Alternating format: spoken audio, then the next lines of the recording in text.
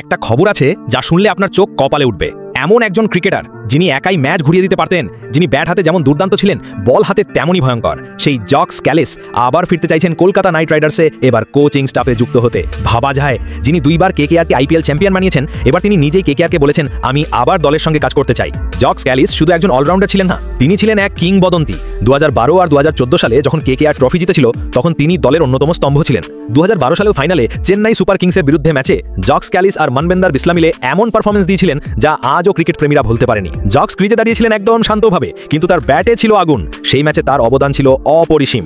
এরপর 2015 সালে তিনি কেকেআরের কোচিং স্টাফে যুক্ত হন, মানে খেলোয়াড় হিসাবে, কোচ হিসাবে। কেকেআরের সঙ্গে তার সম্পর্ক অনেক গভীর। এবার আবার তিনি নিজেই কেকেআরকে অ্যাপ্রোচ করেছেন, বলেছেন আমি আবার দলের সঙ্গে কাজ করতে চাই। এটা শুধু একটা খবর নয়, এটা একটা সোনার সুযোগ।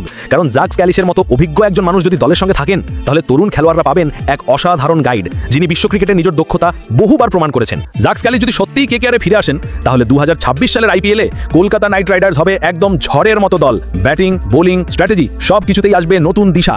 কারণ তিনি শুধু একজন খেলোয়াড় ছিলেন না, তিনি ছিলেন একজন চিন্তাশীল, ম্যাচিওর, সফল মানুষ। তার অভিজ্ঞতা, তার ক্রিকেট বুদ্ধি, তার নেতৃত্ব সব মিলিয়ে কেকেআর পাবে এক নতুন শক্তি।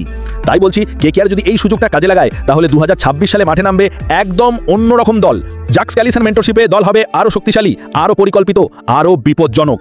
আর এমন সব এক্সক্লুসিভ আপডেট সবার আগে পেতে চাইলে আমাদের হোয়াটসঅ্যাপ গ্রুপে যুক্ত হয়ে যান। লিংক রয়েছে ভিডিওর ডেসক্রিপশনে। ভিডিও ভালো লাগলে অবশ্যই লাইক, শেয়ার আর সাবস্ক্রাইব করবেন, আর বেল আইকনটা প্রেস করতে ভুলবেন না, কারণ এমন সব খবর আপনি আর কোথাও পাবেন না।